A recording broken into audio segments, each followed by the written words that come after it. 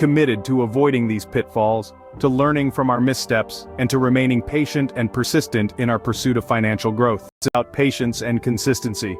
Stay the course, keep learning, and keep improving your investment strategies. Remember, investing is not a get-rich-quick scheme. It's a journey, not a sprint. It's about making informed decisions and taking calculated risks.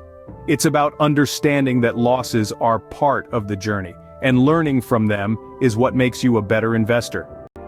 By avoiding these mistakes, you can increase your chances of investment success. Investing is a journey, not a destination. Started by understanding the essence of investments. It's about making your money work for you, not the other way around. Ventured through the labyrinth of investment basics, dissected current trends, and tackled the art of starting your investment journey with just $100.